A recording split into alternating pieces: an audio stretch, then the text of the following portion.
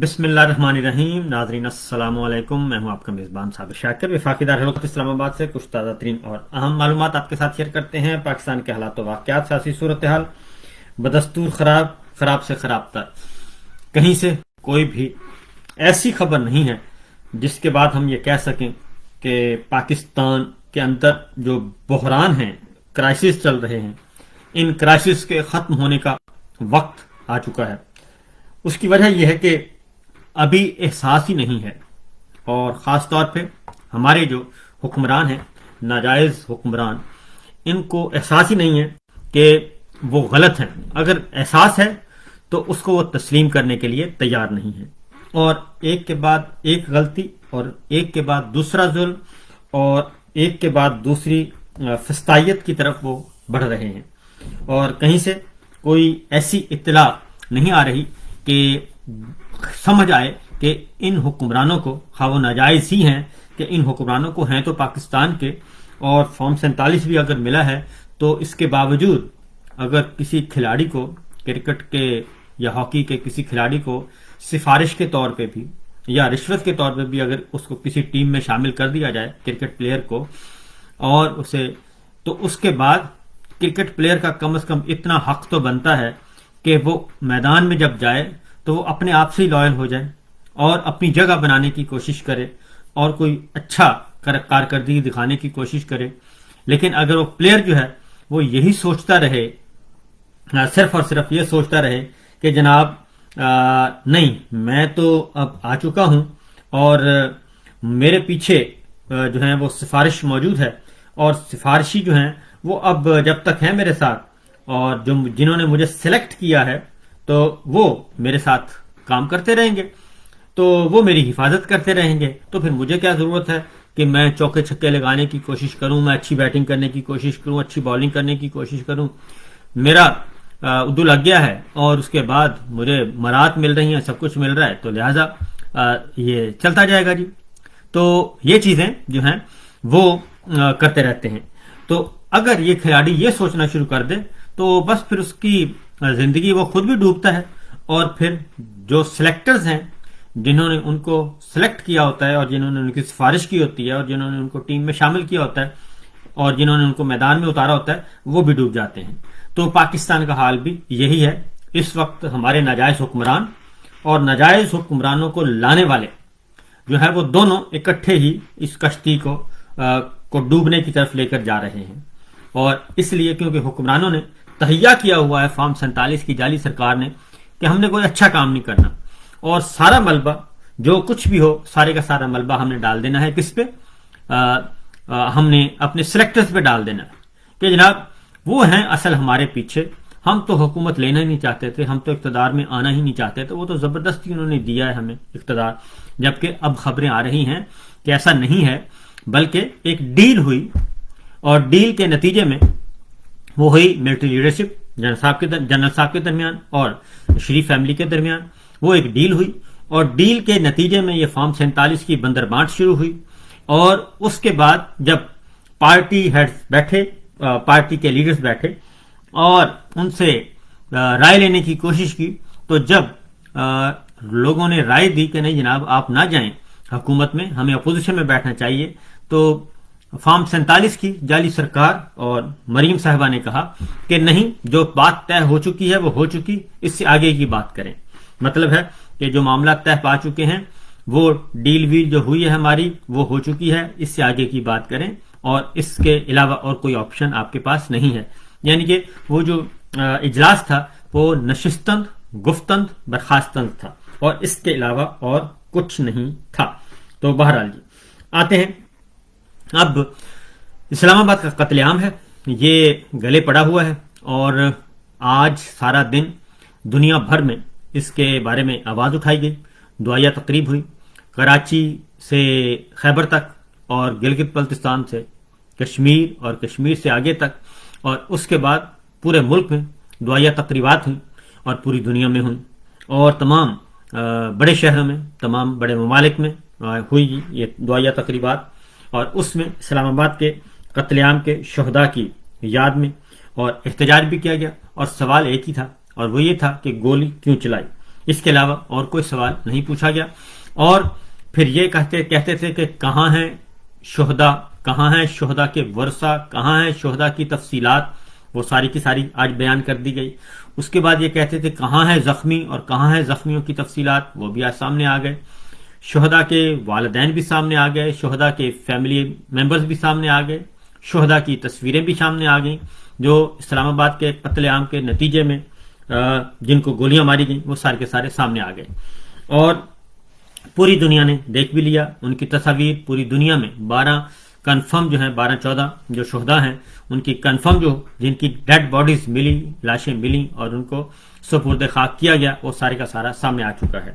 یہ تو لیکن اس کے جواب میں جو گورنمنٹ ہے وہ اس کے اپوزٹ کام کر رہی ہے. وہ یہ کر رہی ہے کہ اس جو میڈیا ہے ہمارا، جو ہلکا پھلکا جس نے بھی تھوڑی بہت آواز اٹھائی، تو 150 صحافیوں کے خلاف انہوں نے کہا جی کہ ان کو گرفتاری کے احکامات دے دیے گئے ہیں.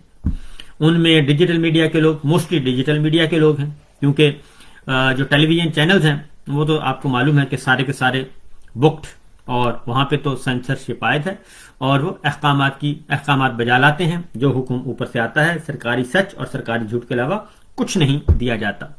تو وہ سارے کا سارا ٹی وی چینلز تو آپ پوری مٹھی میں ہیں جی.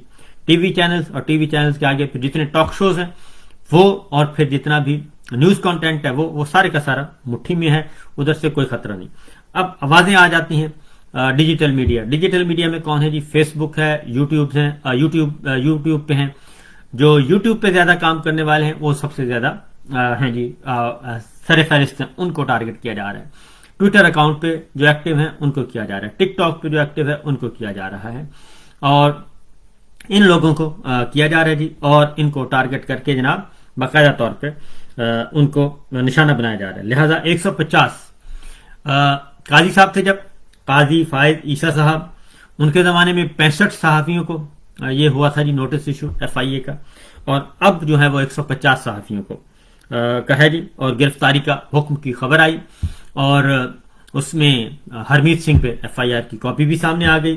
انہوں نے اسلام آباد انہوں نے انسداد دہشت گردی کی عدالت سے عبوری ضمانت کروائی، اور باقی ابھی تک کوئی بھی وہ کہتے ہیں کہ جی ہم عبوری ضمانت بھی نہیں کروائیں گے، جھوٹے بے بنیاد مقدمات ہیں، جس نے کرنا ہے گرفتار کر لے.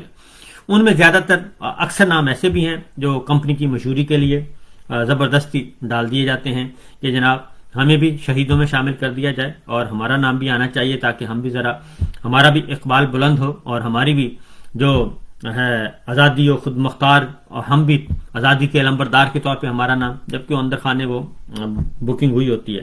تو ایسے بھی نام میں نے دیکھے ہیں. لیکن بہرحال 150 صحافیوں کا اس کے بعد ایک اور کام کیا گیا، کیونکہ اس کے علاوہ ان کو کوئی کام آتا ہی نہیں، اور یہ ایسے طاقت کے نشے میں یہ بدمست ہوئے ہیں کہ ظالم لوگوں کو اس کے علاوہ کوئی کام آتا ہی نہیں.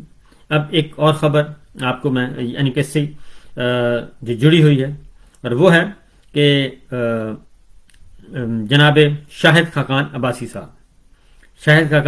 صاحب کے خلاف بھی دہشت گردی کا مقدمہ درج ہو گیا ہے، اور صداقت عباسی صاحب کے خلاف بھی ہو گیا. صداقت عباسی صاحب پہلے بھی زیر عتاب ہیں اور پاکستان تحریک انصاف کے، اور ان پہ بہت ظلم ہوا.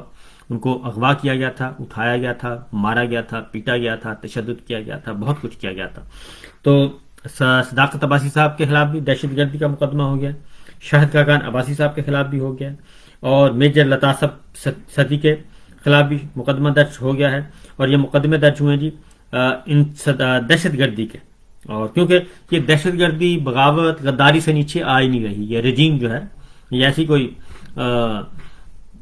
لعنتی کہنا چاہیے، ایک ایسی منحوس قسم کی رجیم ہے کہ یہ اس کے نیچے آ ہی نہیں رہے. یہ مقدمات درج کیے گئے جی انسداد دہشت گردی ایکٹ 1997 کے تحت 780 یہ لگایا ہے، 61B، 62D، 621، 621 اور 62M، اور یہ سارے کے سارے 506، 186، 353 تعزیرات پاکستان یہ لگایا گیا ہے. اور یہ سرکاری FIR ہے، کیونکہ محمد طفیل سب انسپیکٹر جو ہیں انہوں نے یہ درج کی ہے 15 دسمبر کی. اور مری میں چونکہ ایک احتجاج ہوا تھا اور مری کے لوگوں نے یہ احتجاج کیا تھا اور ایک جرگہ ہوا تھا، عوامی جرگہ جسے کہتے ہیں جی، اور عوامی جرگے کے نتیجے میں یہ احتجاج ہوا، اور اس کا میں آپ کو ایف آئی آر بھی پڑھ کے سنا دیتا ہوں تاکہ آپ کو اندازہ ہو سکے کہ یہ کس نوعیت کا مقدمہ ان کے خلاف درج کیا گیا ہے. اور یہ اس لیے میں آپ کو بتا رہا ہوں تاکہ آپ کو اندازہ ہو سکے کہ جناب ان کے پاس اس کے علاوہ اور کوئی اور نہیں ہے جی، کوئی طریقہ یا کوئی اور ان کو زبان ہے، ان کے پاس ہے ہی نہیں، کوئی سلیقہ نام کی کوئی چیز نہیں ہے. تو بہرحال ہاں جی، یہ مری میں درج کیا گیا جی، ڈائری نمبر فلاں فلاں لگا دی گئی ہے، تھانہ مری ہے، اور بامقام لوئر ٹوپا اور جرگہ منعقد ہوا جو کل میں نے آپ کو رپورٹ کر چکا ہوں، اس لیے وہ بتانے کی ضرورت نہیں ہے. ایک جرگہ تھا، عوامی جرگہ تھا، اور اس میں بنیادی طور پہ یہ مال روڈ کو چوڑا کرنے کی اور کینٹ اور کنٹونمنٹ ایریا کو چوڑا کرنے کی ایک تجویز تھی، اور اس میں زیادہ تر نشانہ جو ہے وہ سویلین لوگ جو ہیں، کاروباری لوگ ہیں، جو وہاں پہ بزنس ہے، جن کا روزگار ہے، ان کو فارغ کرنا تھا، اور یہ کنٹونمنٹ ایریا میں آتا ہے اور ان کو یہ کرنا تھا. اور اس میں اس کے خلاف ایک عوامی جرگہ تھا، اور انہوں نے مختلف پارٹیوں کے نمائندے برخلاف جاری اینٹی انکروچمنٹ آپریشن روکنے پر مبنی تھا. گرینڈ جرگہ توفیل اخلاق سکنا ملوٹ گھوڑا گلی کی زیر قیادت تھا، جس میں انتظامیہ اور حکومت پنجاب کو شدید ہدف تنقید بنایا گیا. انتظامیہ اور پنجاب حکومت کو، اب پنجاب حکومت کس کی ہے؟ فارم 47 کی مریم سرکار جو ہے، اس کو تنقید کا نشانہ بنایا گیا. مذکورہ طفیل اخلاق نے اشتعال انگیز تقریر: گورنمنٹ پنجاب والوں، اگر ہمارا آپریشن اور زمینوں پر قبضے کی کوشش کی تو خدا کی قسم ہم آپ کی ٹانگوں کو توڑ دیں گے. کان کھول کر سن لو، یہ کوئی مذاق نہیں. تو مکمل پورا مری بند کر دیا جائے گا، اور ان کی تقریر کے جہاں پہ جی کچھ حصے جو ہیں، سیاسی تقریر ہے، اس کے حصے یہاں پہ رپورٹ کر کے، تو پہلے پنجاب گورنمنٹ اور انتظامیہ نے ہوش کے ناخن نہ لیے تو ہمارے مطالبات نہ مانیں تو دمادم مسکل اندر ہوگا، آپ کی بندباشی ہم نہیں مانیں گے. تو یہ کان کھول کر سن لیں، یہ ایف آئی آر کے الفاظ جو ان کی تقریر ہے وہ لکھی گئی ہے. اور اس کے بعد ہے جی اس سے شہر بازار میں بات کریں یا گرفتار کریں، ہماری چادر چار دیواری کا تقدس کسی صورت پامال نہیں ہونے دیں گے. اصل مسئلہ یہ ہے جی کہ یہ بات کیوں کہی، اور کان کھول کر سن لو کہ اس دفعہ نیو ایئر نائٹ انشاءاللہ مری کے لوکل لوگ منائیں گے، اور جتنی بھی انتظامیہ کے مری میں گیسٹ ہاؤس ہیں ان کو کہوں گا کہ بکنگ نہ کرنا. اور اس طریقے سے انہوں نے کہا جی کہ آگے جی ہے جی گورنمنٹ کے خلاف عوام کو زبردستی اکسانے، معاشرے میں خوف و ہراس اور بدامنی پھیلانے، اور آگے پھر وہ ساری کی ساری ان کی تقریر ہے جی. اس کے بعد پھر آگے یہ مقدمہ درج کر دیا گیا ہے، اور اس میں انہوں نے کہا ہے کہ جی کہ یہ ڈائری نمبر بھی لگا دیا گیا ہے، اور اس میں یہ سارے کے سارے اس اصول کی بنیاد پہ یہ مقدمہ اور تفصیل ارسال کر دی گئی، ریکارڈ ایف آئی آر ہو گئی، اور اس مقدمے میں یہ سارے کا سارا جناب ہو گیا جی. یہ چیزیں آئی ہیں اور یہ مقدمہ ہوا ہے، اور اس کے بعد پھر جو ظاہر ہے اب اگلا کام ہوگا، اور اگلے کام میں پھر دیکھتے ہیں کہ کہاں تک یہ جاتے ہیں. تو یہ سچویشن ہے جی. گرینڈ جرگے میں شاہد کاکا نباسی اور شرکت کی تھی، شرکا سے خطاب کیا تھا، اور اس میں اب ایف آئی آر میں اس ایک تقریر کو حوالہ دیا گیا ہے، لیکن اس کے بعد ظاہر ہے شاہد کاکا نباسی صاحب اس میں موجود تھے، تو لہٰذا اگلے مرحلے میں ان کو بھی شامل تفتیش کر لیا جائے گا، ضمنیوں میں لکھ دیا جائے گا، اگر ضرورت پڑی تو ان کا بھی نام ڈال دیا جائے گا. تو یہ سب کچھ چل رہا ہے جی. اور اس کے بعد ہم آگے آپ کو بڑھاتے ہیں خبر کو. تو اس طریقے سے شاہد کاکا نباسی ہوں، صداقت عباسی صاحب جو ہیں، ان کا بھی بنیاد رکھ دی گئی ہے مقدمہ درج کرنے کی. اور اس میں ظاہر ہے جی بہت سارے لوگ تھے، اس میں جماعت اسلامی کے رہنما بھی تھے، جے یو آئی کے بھی تھے، سب کے سب تھے. ایک عوامی جرگہ تھا جو کہ اس طریقے سے تھا. تو اس کے ساتھ ساتھ اب یہ سارے کا سارا ملبہ جو ہے جی وہ ڈالا جا رہا ہے. تو تارڑ صاحب آئے ہیں، تارڑ صاحب وہ کہتے ہیں نہیں جی نا، ہم نے 150 صحافیوں کے خلاف نہیں بلکہ چند صحافی ہیں، باقی سارے ایکٹیوسٹ ہیں. اب جو ایکٹیوسٹ ہیں، یہ جو بھی اپنی بات کرتا ہے، جو بھی ایشوز کو ہائی لائٹ کرتا ہے، اس کو یہ ایکٹیوسٹ کہہ کے وہ کہتے ہیں کہ یہ صحافی ہے ہی نہیں. اور خواہ وہ ٹی وی پروگرام میں بھی کرتے ہیں، مثلا عمران ریاض خان کے بارے میں کہتے ہیں کہ یہ صحافی نہیں ہے. اور اب ان کے لیے ورڈ یوز کیا تھا، انہوں نے شروع کیا تھا یوٹیوبرز کا. تو صدیق جان کے لیے، سب کے لیے یوٹیوبر، سمی ابراہیم یوٹیوبر، تو اپنی مرضی کے مطابق یہ کرتے رہتے ہیں. اب جب اپنے یوٹیوبرز انہوں نے اتارے ہیں میدان میں، تو ان سب کو بھی کہا کہ آپ بھی یوٹیوب پہ کام کریں، کیونکہ ہم مقابلہ نہیں کر پا رہے، تو یہ لوگ ہمیں تنگ کر رہے ہیں، تو لہٰذا آپ بھی یوٹیوب پہ شروع کریں.